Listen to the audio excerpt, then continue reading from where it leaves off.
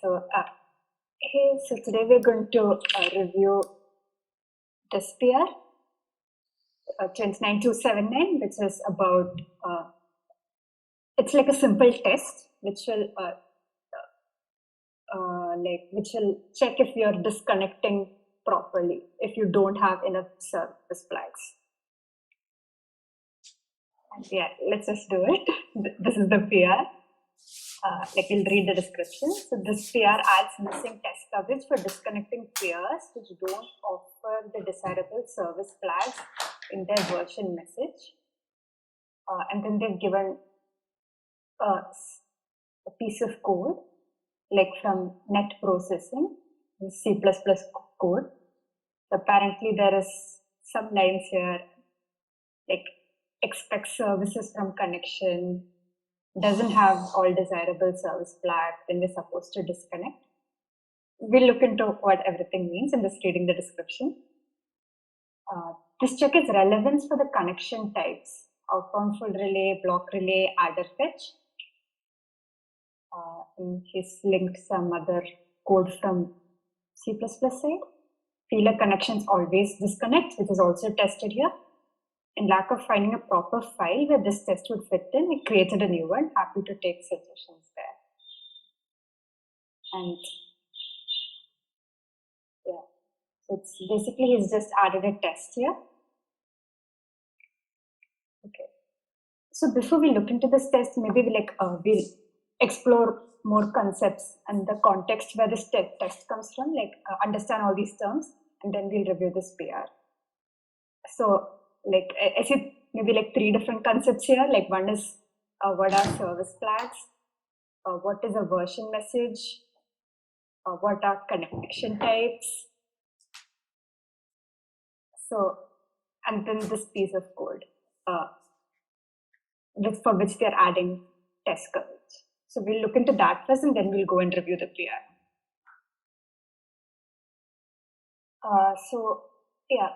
We should probably start with what a version handshake is. I'm just noting it down.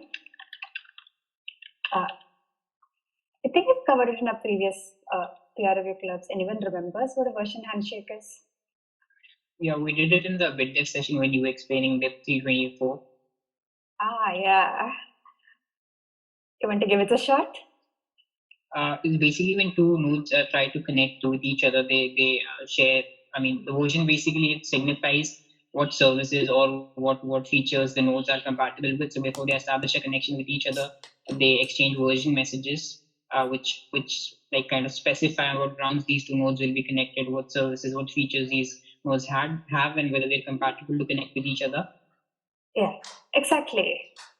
So that's the first message. If you find a new peer in the p2p network and you want to connect to that peer, this version message is the first message you send. That's what the protocol says.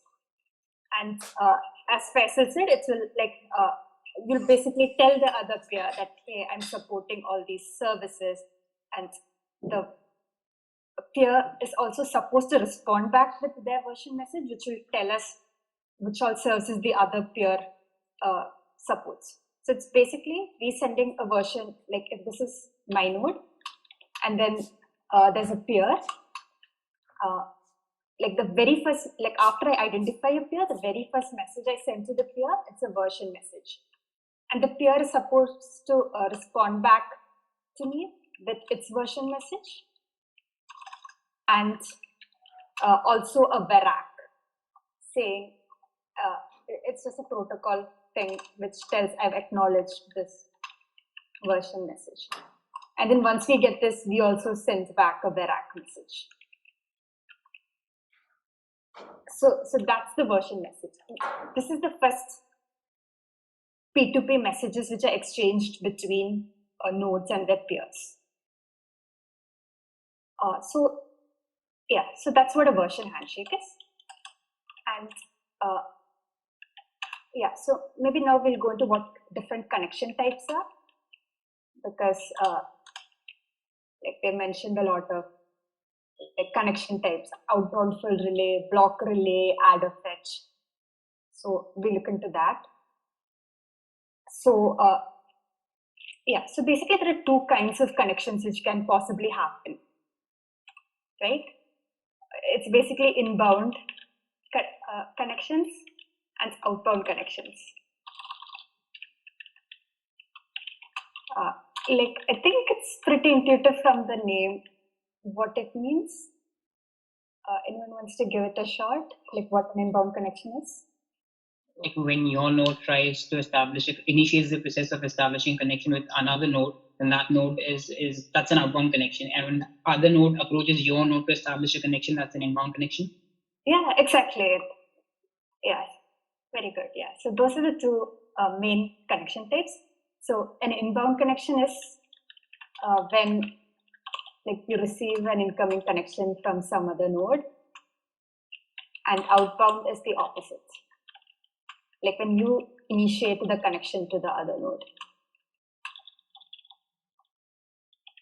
right? So in the earliest clients, there were we didn't have all these kind of different types of connections. It was just plain simple inbound connection and outbound connection. Then later on, they added more different kinds of connections for outbound. So basically, there are three main kinds of stuff which are gossiped in the peer-to-peer network.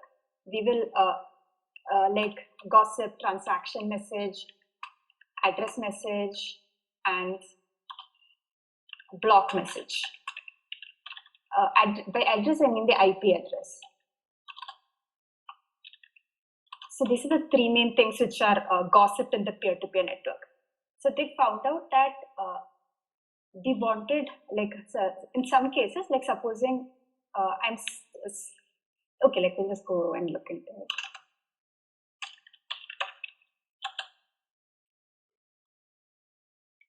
Yeah, so like this is the C++ code. You can see like there is one enum called connection type, and then they're telling there is this inbound connections. Yeah, so different types of connections to appear. This enum encapsulates the information we have available at the time of opening or accepting the connection. Aside from inbound, all the other types are initiated by us. That means other than inbound, all the other connections are actually outbound connections. So so after inbound and outbound connections, like someone felt that there was a need to gossip only IP addresses. Like supposing I'm a node and I just started into the network, I just want to know IP addresses of lots of different peers in the network. So for that, when I establish a connection to a peer, I do not want information about transactions. I don't want information about blocks. I just want more IP addresses of peers I can connect to. So for that, they made a connection type called addr fetch. So basically, they're like short-lived connections, which are used to solicit addresses from peers.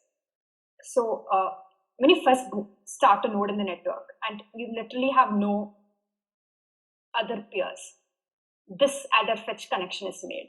So they will make this addr fetch connection to DNS seeders, or sometimes you can explicitly specify the addr fetch like which all nodes you want to do an addr fetch connection to using this seed node command. Like in your bitcoin.conf, you can like literally specify seed node equals and the IP address of the whichever peer you want to make an addr fetch connection to. Is it clear? Yep. Yeah. So that's an addr fetch connection. It only happens when you bootstrap into the network and you have an empty address manager. Address manager is basically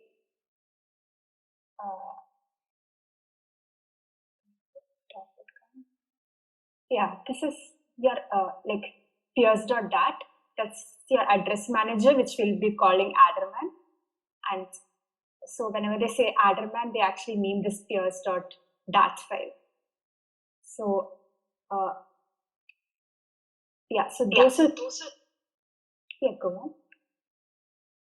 Yeah, just a quick question. Is it like the database of all the addresses that we connected to, of the nodes that we are having a connection with? Not just any IP address we have heard. Okay. Yeah, so if this peers.dat file doesn't exist, like when we start a node, this will not exist. So then we do this add a fetch connection to make this peers.dat file. Like fill it with IP addresses of peers we know. So they made this connection. Then after that, they made another kind of connection called feeler connection.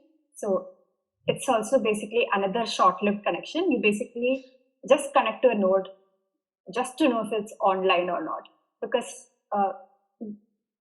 we like these three things are the stuff which are gossiped on the network.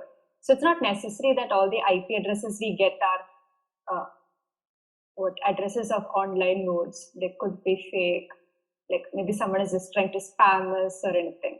So we don't want our peers.dat file, our address manager, to be like DOSed with all these kind of spam addresses. So that's why we have this feeler connection, which we make just to, like, we just do a connection. We don't do anything. Like we just do this version handshake and immediately disconnect, just to know if that IP address is valid and whether it's online or not. And then after that, there was this concept of manual connection. So this manual connection was always there from the beginning, ever since they introduced this add node RPC. So manual means like you manually connect to peers. So you have to like use Bitcoin CLI and do Bitcoin CLI add node. So that is there for a long time, like even before this add or fetch, maybe, I don't know.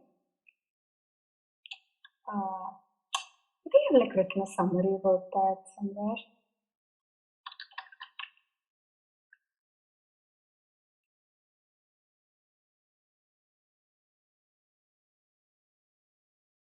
Yeah. So they introduced this in PR 1549. Yeah, so somewhere between, so they had inbound, outbound connections first, they had add and fetch connections. Then they had this, somewhere between, they like introduced this add node RPC with which you could manually connect to peers. Then they had the feeler connections, and then they had the manual connection. Manual connections was always there, like right from this time, somewhere between add fetch and feeler, but they kind of started calling it a separate kind of connection, like calling it manual later on only. But before that, they just treated it as a normal outbound connection. And what I mean by full relay is it's going to gossip everything. It's going to gossip transactions, IP addresses, and blocks. And then finally, block relay. That is a very recent thing which was introduced. That was just to harden our network against network partition attacks. So like this will just gossip blocks, block relay only connection. Like if you gossip transactions in IP addresses, go ahead, Faisal. Yeah, I just had two quick questions. Firstly, would it be appropriate to say that the only difference between seed node and add node is that seed node is a command that you give when you initiate your node for the first time, and add node is when your node is operational, because they seem to be doing the same thing? Yeah, also, actually, they're kind of different in the sense that, like, if you do a seed node command, you're only making an add or fetch connection. So if I seed node with you, our connection will only last for the first, like, I don't know, few minutes of our connection, maybe like first 3 minutes or something. And after that, I will never connect with you again. Like I just, so if I make an add or fetch connection to you using seed node, I make a connection to you and you tell me all peer addresses, like you tell me IP address of Delson, Setu, Shreyan, like everyone you tell me, and then I immediately disconnect with you after I hear all the other IP addresses. Then I will make connection to Delson, I will make connection to Shreyan, I will make connection to Rajat. I won't be connected to you at all. But supposing I use add node and I try connecting to you, then our connection will like sustain, like it will like you won't kick me out like that easily. Like that will persist. Yeah, understood. Thanks a lot. And one more question I had is regarding block relay. Would this be any benefit to the miners, like who are not interested in individual transactions, they're only interested in gaining information pertaining the entire block? Not really, because miners ultimately lead the transactions to build the next block, right? Okay. All right, fine. They need to fetch transactions and then curate a block out of those transactions. Yeah. So what would be the use case of this block relay then? Yeah. So transactions and like if you gossip transactions and IP addresses, like they always gossip the identity of the person in concern, right? Your IP address, your transaction. You can know where the transaction originated from, where the IP address originated from. So it's leaking your network topology. So block relay was introduced just to make that harder to detect. And also, yeah, like supposing supposing for some reason our node has to restart, we lost all our peers. We don't know why, but suddenly our node has to restart. So for that purpose, when our node restarts, we actually have something called anchors.dat. So there they will store some block relay connections. And if your node has to restart, we will connect with those two peers which we were previously connected with. So that we know that like there is some honest person in the network maybe. We don't lose all our peers and we are not forced to connect with random strange peers all of a sudden. Does that make sense? Yeah. Thanks a lot.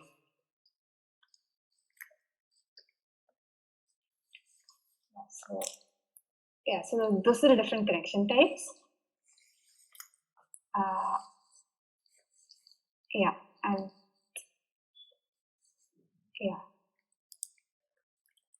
And then we should look at what service flags are.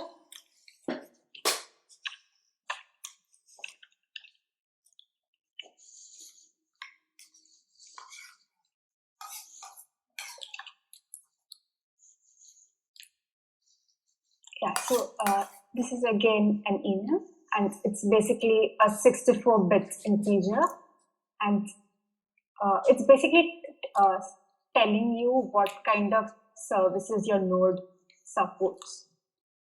So there's node network, node bloom, node witness, compact filters, node network limited, node p2p v2. So this is something, maybe we like print a message and see the services and try understanding what it is. Okay.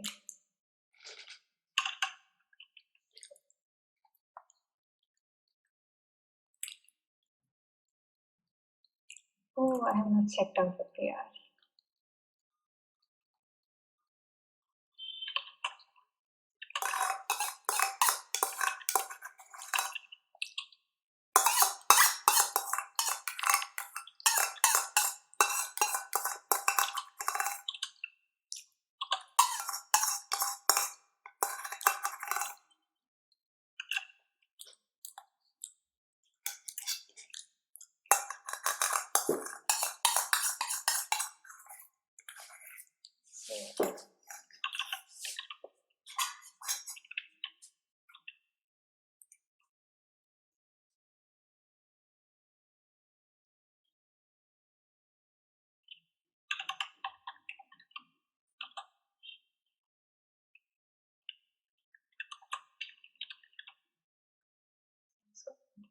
Just to see how the message looks like.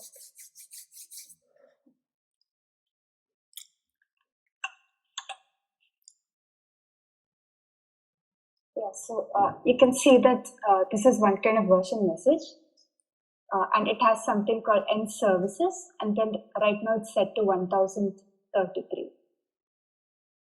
Okay, actually everywhere.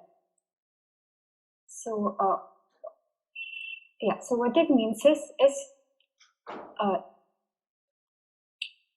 so these are like bits, right? 64 bits. So if it's like node network limited is this one left shift operator 10. That means it's what, 2 power 10. That means the value is actually 1024. No, like if you support compact filters, the value is 2 power 6, 64. If you support node witness, the value is 8. So if they're saying that the end services is 1033, that means it's 1024 plus 8, right? Yeah. So, oh no, 1024 plus 8 is 1032 plus 1. So this two.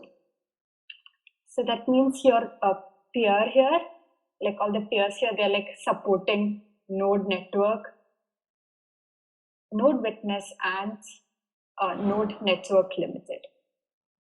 It's kind of like you can easily calculate it based on the bits positions, like it's 64 bits, right? So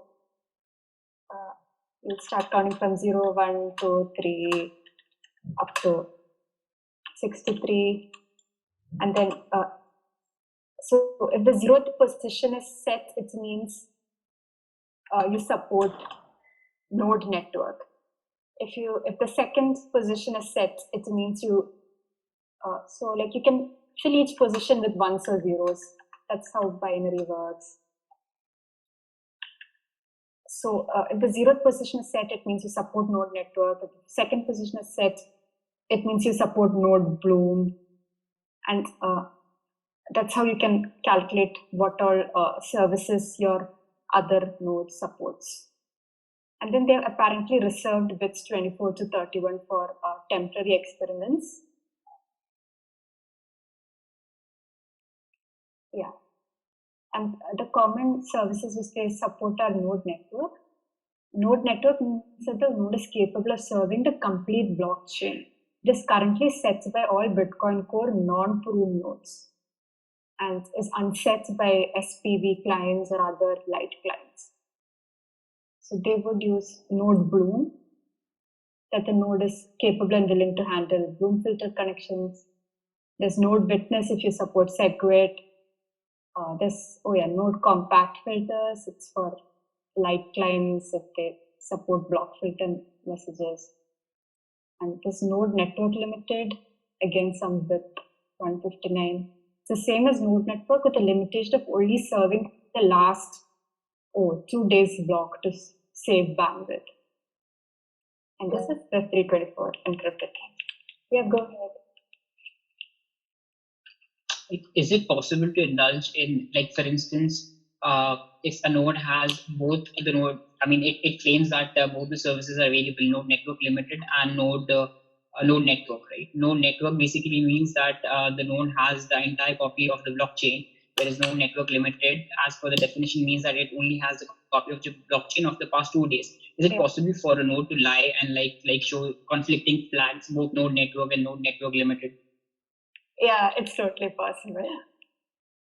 How to detect that? Is there a mechanism? No, we can't do anything about false advertisements.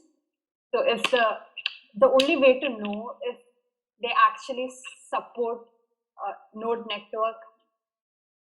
So supposing the node actually only supports node network limited, but then like it's claiming like we got some other, okay, like supposing Faisal told me that Delson supports node network limited. Sorry, so supposing Delson is actually node network limited, and then Faisal tells me Delson supports node network, I have no idea. I'll think that Delson actually will serve me the whole blockchain. The only way I can know is by connecting to Delson, and he will refuse serving the entire blockchain to me. There's no other way. Lying is totally possible. So if you're aware that a certain node whose IP address is known is lying, is there a mechanism to inform other nodes about it that, hey, XYZ node has been caught lying? So you kind of either blacklisted or something so that other people don't fall for the bluff. Yeah, that can be done. I'm not sure whether it is done, but like once you know which all services Delson actually supports, when you gossip Delson's IP address to other peers you're connected to, you can like to correct the service flags and gossip with the right service flags. Yeah. Okay, got it. So that's like a way of informing others, like correcting the misinformation that's being spread and filtering it and passing it on to your peers. It's possible to do it. I am not sure whether Bitcoin Core does it. I'll have to like look into the code and see if it does it. Okay, all right, fine, thanks. What is the incentive to lie though? Like a griefing attack, somebody who just wants to harm the network. Yeah, like maybe you don't want, like maybe like you want to like supposing I'm connected with all dishonest nodes and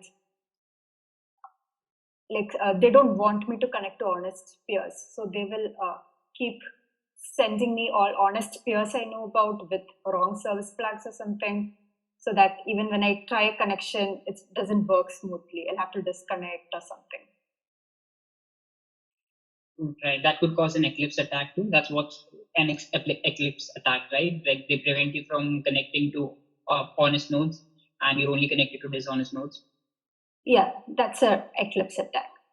But I'm not sure if you can take it to that scale here, but yeah, it's better to prevent such situations. Yeah, they introduced feeler connections kind of as a protection from eclipse attacks. So, so that happened when, like, supposing, like Faisal feeds me with all IP addresses which never exist, and my address manager is just filled with nodes I can never connect to because they're all offline or they don't even exist. So when I start a node and I look for good peer IP addresses to connect to, I only find things I cannot connect to because they don't exist or they're spammy. So I'm only connected to you, and you could feed me with false information, like you, like whatever view of the blockchain you're telling me. Like, so if you're my only peer I'm connected to, if you whatever you feed me, I will think it's like the real view of the blockchain. Whatever transactions you allow me to see, only those I can see. Things like that happen, and then it gets very bad. So, like, if your address manager is filled with invalid IP addresses and your node tries to establish connections with those IP addresses and it obviously fails to do so, is there a mechanism that those IP addresses are then automatically expunged out of your address manager? Yeah, that's what this feeler connection does. It will just do a short-lived connection, make sure that it's online, and it will like remove stuff which you don't want, things like that. Right. Test before eviction, yeah, things like that.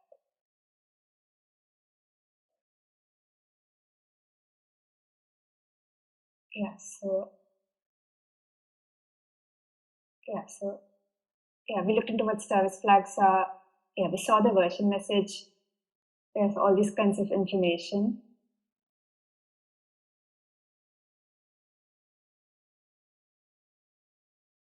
Yeah, maybe we can like look at what the version message structure is.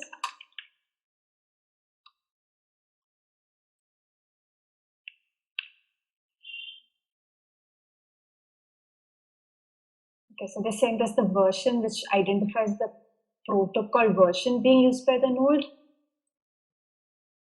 It's 7064. Services, the bit fields are the features to be enabled for this connection. Timestamp. Okay.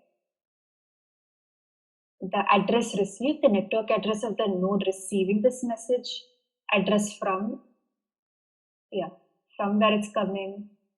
There's a nonce, and it's basically used to detect whether you're connected to yourself. Oh, so we don't even know, like,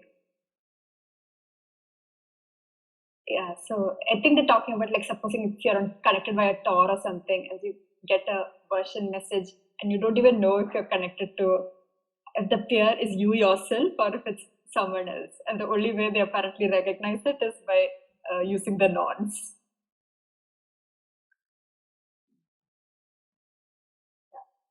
The user agent is that.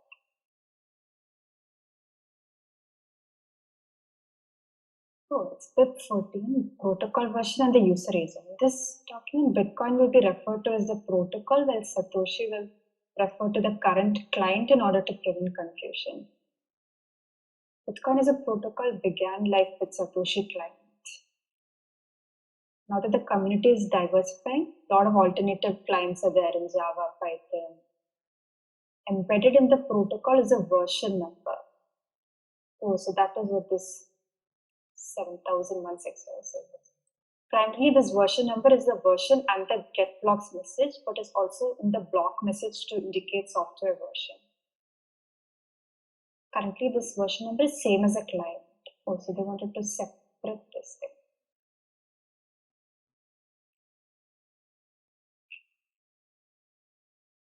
So, I should read it afterwards. So there's something called a user agent which will tell, like, I'm Satoshi client, this is the version of Bitcoin I'm using, things like that. So if I'm using Bitcoin in JavaScript or something, they would tell me a different user agent. What's the Satoshi client? Is it Bitcoin Core itself? Yeah. The initial name. The C++ one, the like what Bitcoin Core is Satoshi's client. Yeah, that's what I'm trying to inquire. Is it that it was known as Satoshi's client initially and then Bitcoin Core? Yeah. Even now, apparently, people call it the Satoshi client, at least in the user agents. Mm-hmm. Yeah, in the logs, right? In your terminal, it basically means that you're running Bitcoin Core 26.99 on. Yeah. Right. Then the last block received by the node, whether you should relay transactions or not. So all those kind of things are there in the version. Yeah, I guess we'll just look into the tests now. And one more thing, like for instance, a Bitcoin transaction has a version 1 and a version 2. These are two standard versions, right? Now I can look up on the internet that version 1, what features it supports, what capability it supports, and what is version 2, what feature does it support, and how is it different to version 1. Like the version that was in your terminal, I think 70016 or 00016. Is there a mechanism that we like a document or something that enlists all the features that this version supports? Oh yeah. It's there when I should go. Oh yeah, here. Oh yeah, it's called the release notes. So if you go to releases and if you click on release notes, so they will tell all the changes and all the new things which are added in this version and things which are removed, everything they tell in the release notes. Can you post this link in the chat, please? Oh yeah.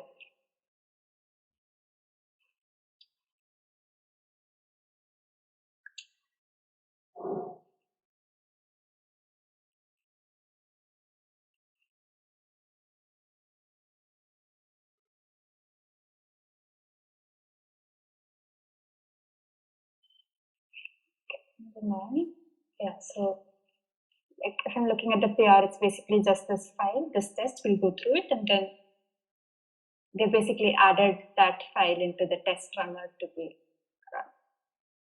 So test p2p behavior during handshake phase. They've imported the node network, node witness thing, which we saw here. Complete blockchain and it supports Segwit. And they're saying that the p2p interface is imported, and desirable service flags, they've made it outside, they've declared it as node network or node witness.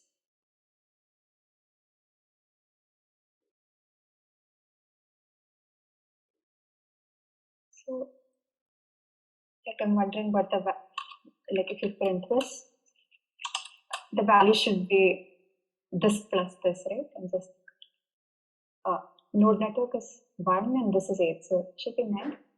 I'm not sure. Yeah. So 9 got printed. Yeah, and then p2p handshake tests. So you have one node here, you're going to run the test. And yeah, so this is basically a test node, like self.node0 means like you get this test node, like it's a list of nodes. Test node is our Bitcoin D instance, and we have this Python class around Bitcoin D. And that's the thing which we want to test.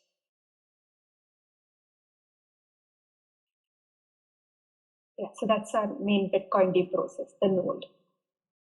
Check that lacking desired service flags lead to disconnect. They are enumerating over all the different connections, outbound full relay, block relay, and adder fetch. So in our first iteration, I will be 0, outbound full relay, 1, block relay, 2, adder fetch. And then they are choosing services, random.choice. Yeah, go ahead, Faisal. These are the only 3 types of connections, or they've used 3 for the sake of convenience? Outbound full relay, block relay, adder fetch. Yeah, like for inbound connections, we wouldn't need to disconnect, right? Wait, what's the lacking decide? Yeah, so for inbound connections, we wouldn't need to disconnect because they are the ones initiating. Like they're saying that we are only doing these checks because these are the only ones it is crucial for. So other than this outbound full relay, block relay, and adder fetch, the other types of connections are feeler and inbound, right? I think there's just 5 connection types. Oh, and it's manual.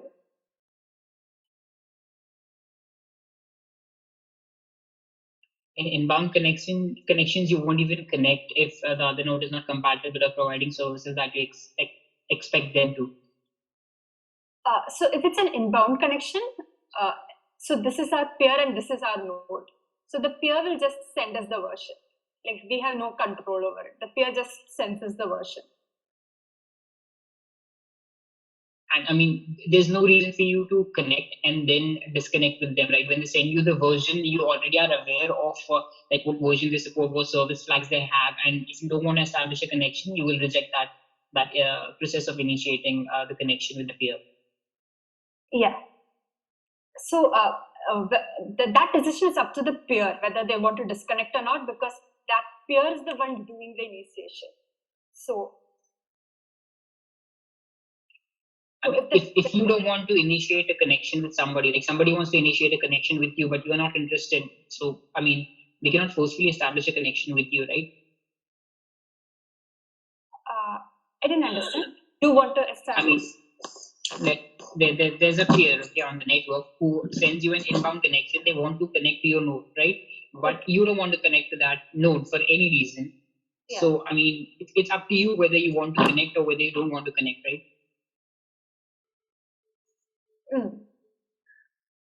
Yeah, that's true. But like we have like 117 inbound slots. Like if you allow inbound connections, you have like 117 slots open. So you can support up to like, I think around 117 inbound connections, and usually we want more peers so that we get a more diversity of peers, more chance of getting honest peers. I mean, I think I guess here the confusion is, I mean, at least to me, is if you want to send some information to the blockchain, we have to establish outbound connection.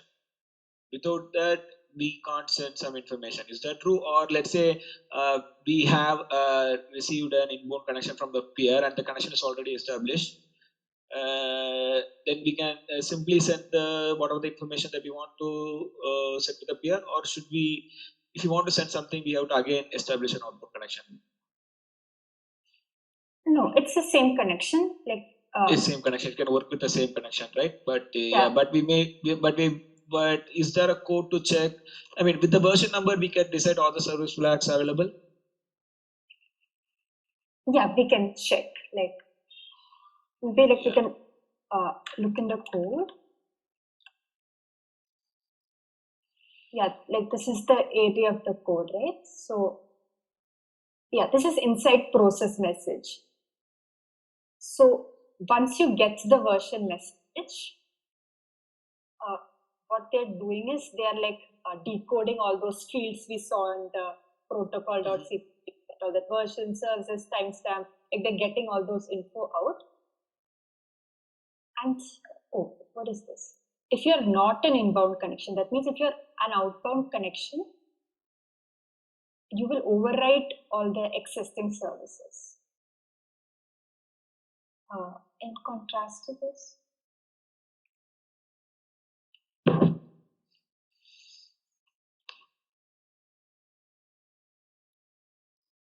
okay, fine.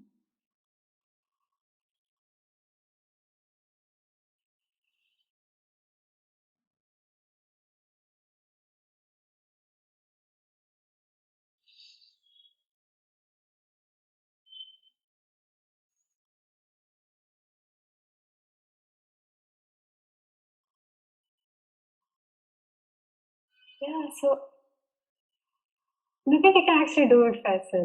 Like like they're not making any restrictions for this.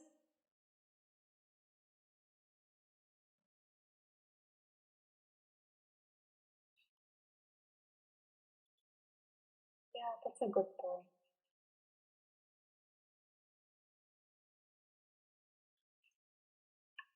Like we will try coding inbound connections here.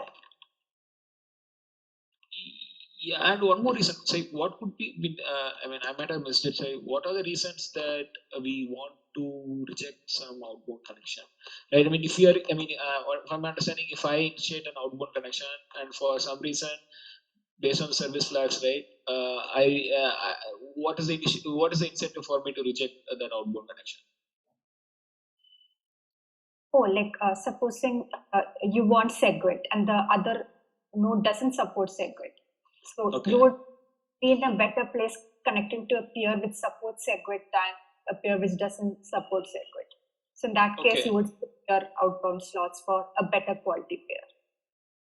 Okay, so I think this comes back to Faisal's question, right? So, and only when we are doing outbound connections, we are actually rejecting the connection. But we mostly be for the when we are receiving the inbound connection, there is no mechanism to reject it, right? I'm not wrong. Yeah, so I'm also confused kind of there Yeah. because Yeah, I mean, what I'm thinking is maybe it is due to the fact that most nodes that run as a inbound, that wants more inbounds are actually kind of like mining nodes, and the nodes who like wants to do this outbound or all those stuff, right? You said if he has segment or not, for example, and those are the nodes which are just trying to publish some transaction. I mean, they are more closely interrelated with wallets, kind of. So maybe that's the reason.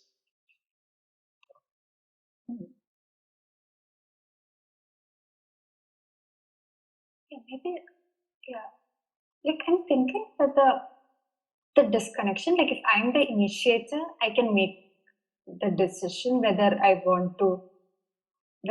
really accept the peer or not because I'm the initiator.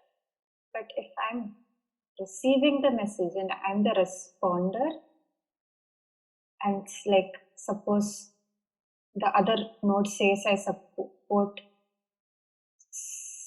SegWit, but I don't support SegWit, it's possible for me to reject too. I mean, you do send the Verac message, right? So there has to be a mechanism for you to decline the inbound connection, I would imagine. Because otherwise, what's the point of sending a Verac message as a peer who is receiving a inbound connection? Yeah, that's true. Yeah, go ahead, also discuss. No, I just want to do a thumbs up. Yeah. Okay. So maybe we like test it out, like with like we'll make an inbound connection here and see if it actually gets disconnected. Yes. So I'm also adding inbound. Yeah, so you're okay with feeler and manual not being there, right? Feeler, oh yeah, he's included feeler here. And manual is something which will always persist. Like it won't disconnect because like we are saying we want to connect to that pair.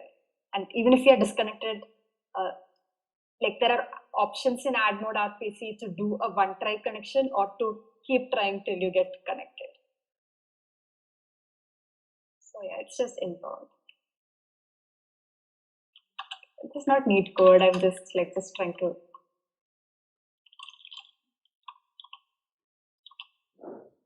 Okay, maybe I'm just doing it just to know if it works. So if it's just inbound connection,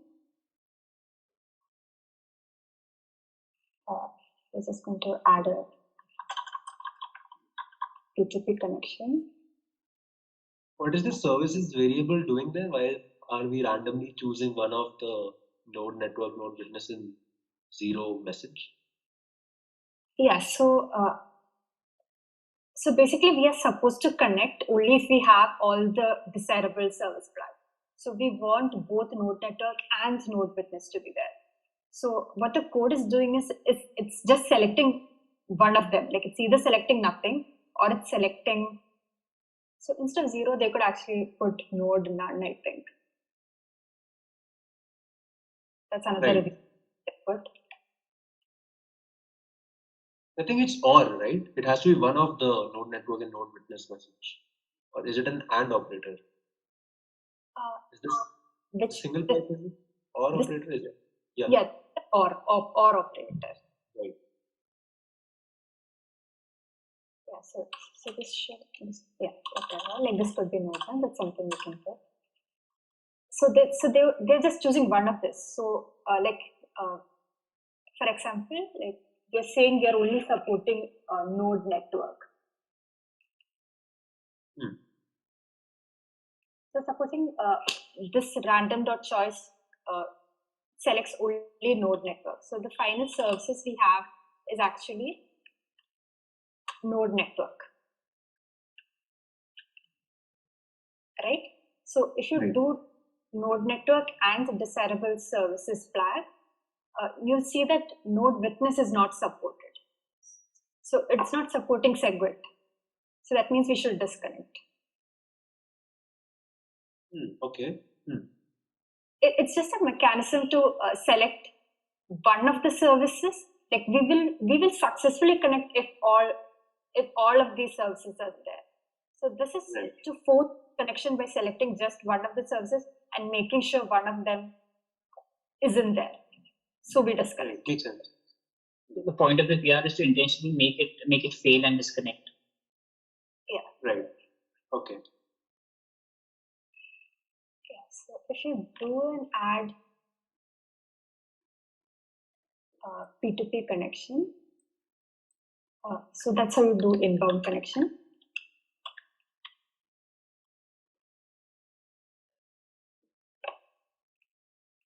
So I'm looking there's a way to pass like pass services. Like if you look at all this, it's like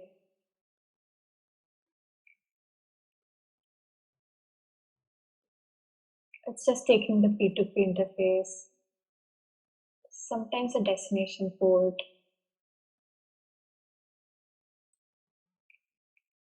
Oh yeah, it can also take services. And you just pass it like this. Okay, so is there a wait for Verac option in add p2p connection? Yeah, it's there.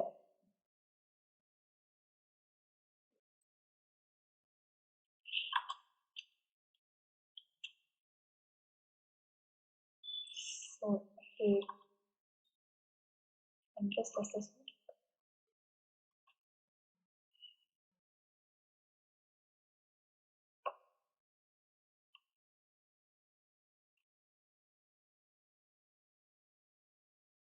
It's getting stuck.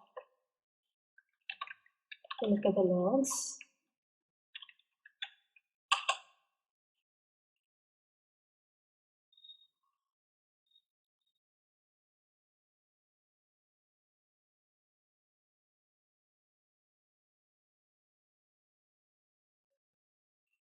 Right, there's no disconnection.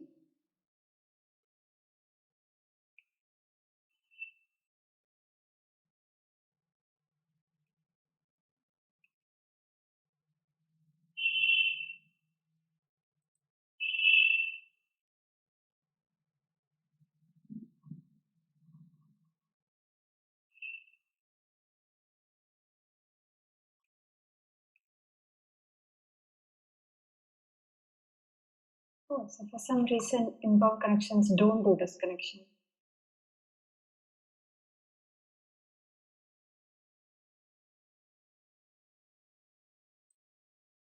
So,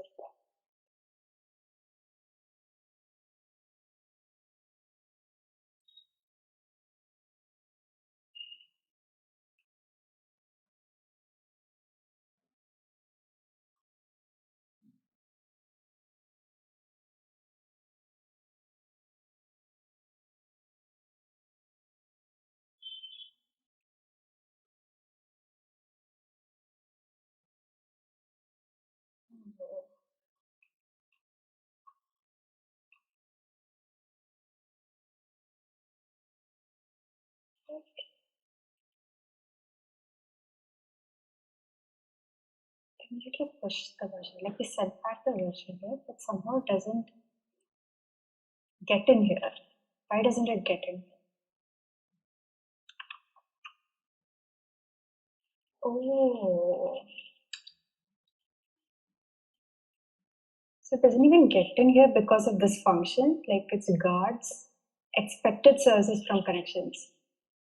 So apparently we only do this service logic for outbound block relay and adder fetch.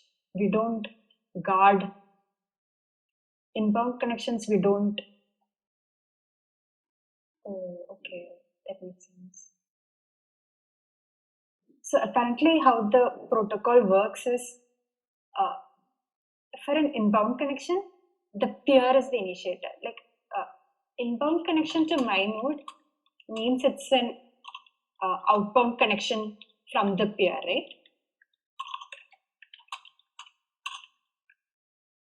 This is inbound to my node means it's outbound to the peer. So the peer is the initiator. And the peer should have the final say on whether it wants to be connected to my node or not. I will have the say only when I am the initiator. So that's apparently why it's not relevant for inbound connections. I think it's like when you're making an outbound connection, you are the one receiving information from that peer. So when somebody is making an inbound connection, they are voluntarily wanting to receive information from us, whether it's transaction blocks or IP addresses. So there's no incentive or harm that could be, there's no incentive for them to do some damage to us or for us to not do it. This would be my understanding of why we do not guard inbound connections. Yeah. Once you're connected to the network, it is irrelevant whether the connection was inbound or outbound, right? You gossip you gossip in a similar manner with all the nodes, right? All the nodes share information with each other on the network. And once you've established a connection, there's no distinction between an outbound peer or an inbound peer, right? You gossip with everyone alike. Right. Right. So if the node is malicious, Right. it doesn't matter whether the node is initiating the connection or you're Right, that's a initiating the good point. connection. So you should Right. you should be able to ward off that approach from the outbound peer. I mean, if it's stipulated in the code that such a provision doesn't exist, then it doesn't exist. But like ideally, theoretically, even if somebody's trying to establish a connection with you, you should have a say in it. And if you don't want to connect, there should be a provision or a mechanism for you to ward off that approach. Right. That's a good point. Yeah. I think it's also because inbound connections, like people who run inbound connections, they're kind of like doing a service to the network. Like it's most nodes, like you allow 8 outbound connections, but you allow like 117 inbound connections. Because whenever you do an outbound connection to another node, like you can only make that outbound connection if that other node supports an inbound connection. It's also harder to configure like clearnets, like or normal internet, like a clearnet, like not over Tor or anything, over that to support what inbound connections. So people say there's like a scarcity of inbound slots on the network. So you kind of like welcome all of those. That's why Node can support up to 117 inbound connections. But the one, like you just need one honest pair. So that's why especially for making outbound connections, there's like really good algorithms in place to make sure that you're actually connecting to really diverse set of peers. And even if you just make one honest connections, that's good enough for us.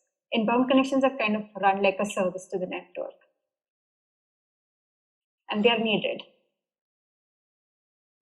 Okay, a very basic question. This might be a stupid question, but for example, if I'm a freedom fighter in some authoritarian regime and I don't want to have any peer reach out to me or make any connections, make inbound connections with me.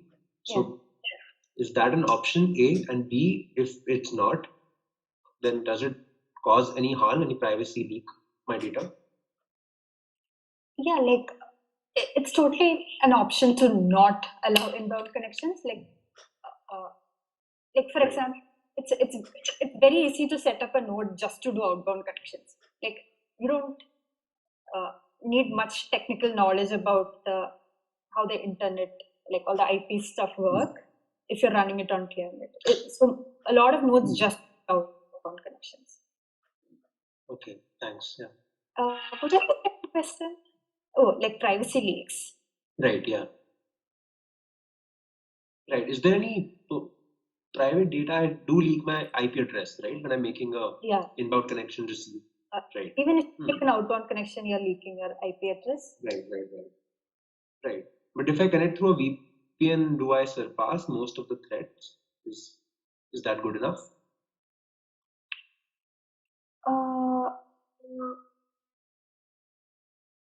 I don't actually VPN works.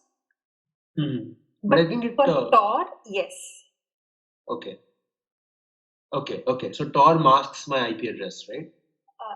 Yeah. So the thing about Tor is like you have. So if you run a Tor node, like you will have a public key and you will have a Tor IP address. And when you finally connect to the peer, you will not be connecting using your IP address, but you will be connecting through an exit node in the Tor's network. So they will not be able to identify that exit node with your Tor IP address. Right. So every time you connect to a different peer, like it will be a different exit node. So they won't be able to do that link. Right. Got it. Thanks.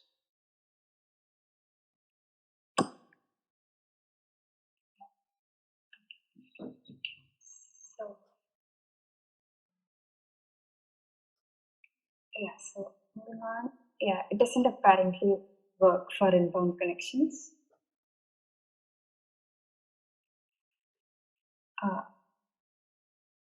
So we saw what happens. So they're making sure that this log message, which we saw here in net processing, whether it's actually appearing in the logs here when you do test functional combine logs.py. And like they're making an outbound connection with this, lots of stuff, services. and then you're waiting for a disconnect. And then you're checking that the feeler connection gets disconnected immediately. So you add an outbound connection as a feeler and you also wait for disconnect.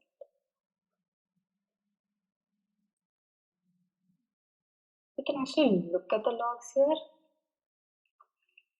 Like, I'll put in assert false.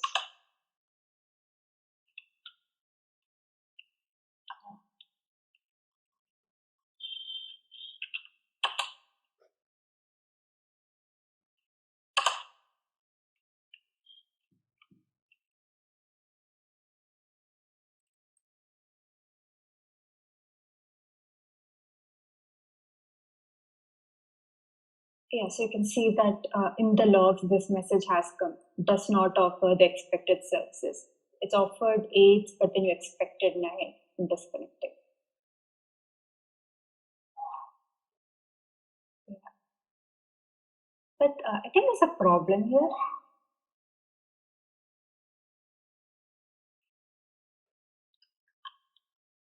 Like you're adding an outbound connection. That means the connection has to be successful, right? So what that means is, like this is the low-level Python stuff where you actually go and do the outbound connections, and then finally, like if it's a connection type feeler, you wait for the version message to be received, and if it's not a feeler connection, like if it's a normal connection, you're like waiting for it to get connected.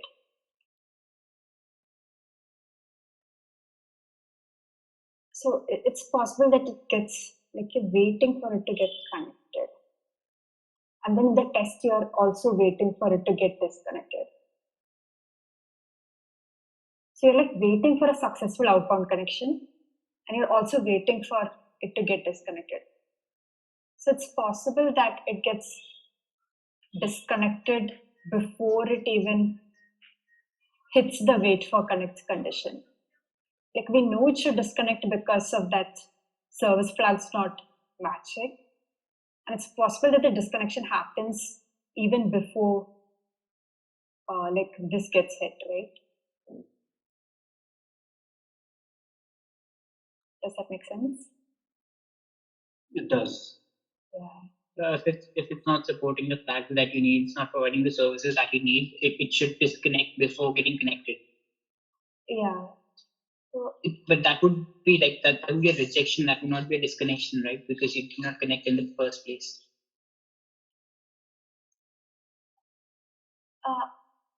no, like we do connect. Like if you look at the logs, like you connected and listening, you sense the version message and everything. And then finally, when you receive the version message, they're telling it doesn't offer closed connection, and then it disconnects. All right, got it. So, yeah.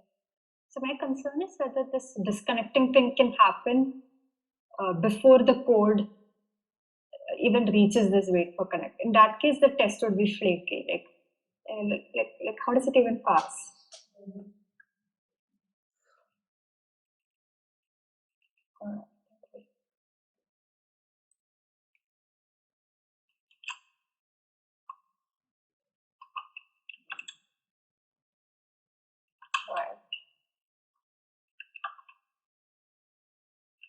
Why is not failing?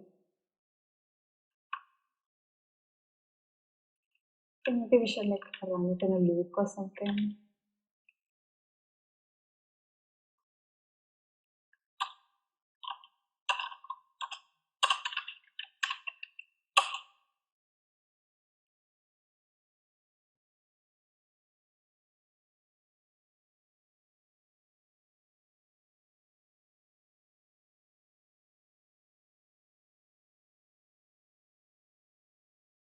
Oh, finally.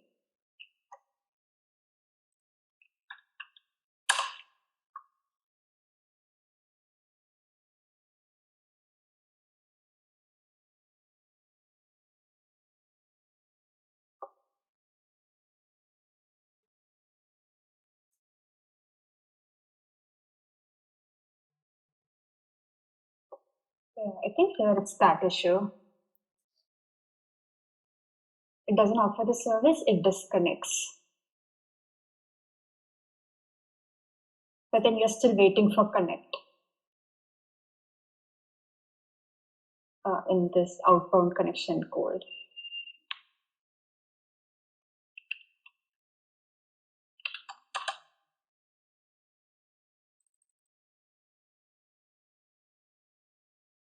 Yeah, so we can comment that too.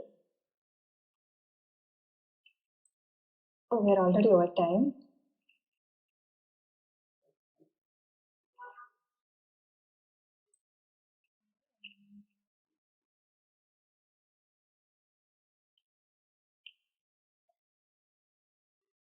And so this is like a minute.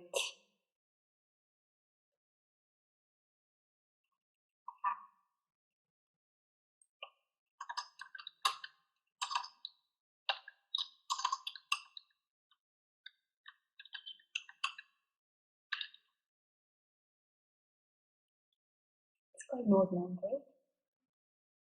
0. Yeah. Oh, but then you need to again import it. It's all right. And then you can say concept that. I think the tests would be flaky. Okay, I think flaky tests are possible because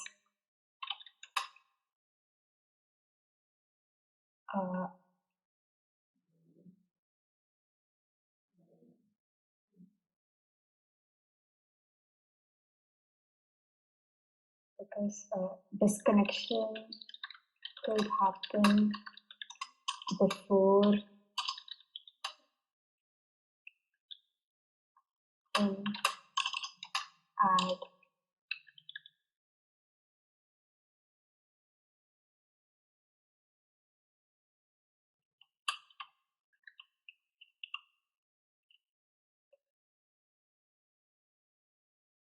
and then we can give this link.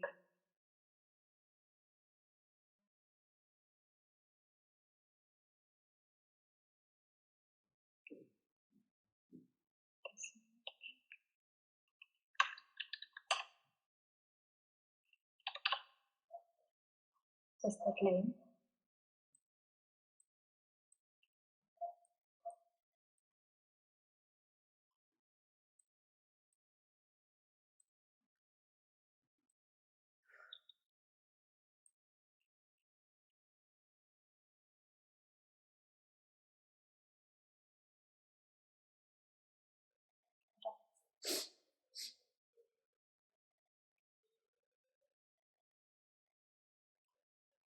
Yeah, that's it. So your comment basically means that it's I mean, even if the connection disconnects, it is still waiting for the connection to get established via this function add outbound connection. Yeah, like it could disconnect and we are still waiting for the connection to happen. All right. This doesn't make sense. Right. What are flaky tests? Is that a technical term? Oh yeah, flaky test means it sometimes passes, it sometimes doesn't pass because like it didn't work here, right? The test didn't pass here because there was some time like the disconnection happened before the connection. Right. So is that just an adjective you used, or is that the? It's a technical term. Like if it passes, the test pass sometime, don't pass. Right. Understood. And that's a problem for the CI. Like for every pull request, you do a lot. You run all these tests against different machines. You run it in Windows. You run it in Mac. So it could be a problem. Right. What is CI? Continuous integration. Like you can run it on different machines on the cloud. Like you don't own it, but it will like for every pull request you make, like we have a service called Cirrus or GitHub Actions. So they have cloud computers and they will run all these tests in their machines remotely.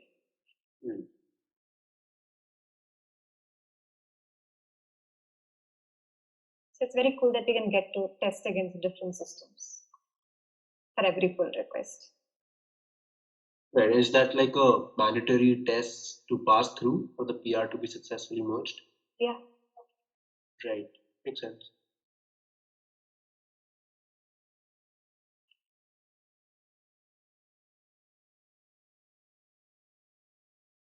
So that's it.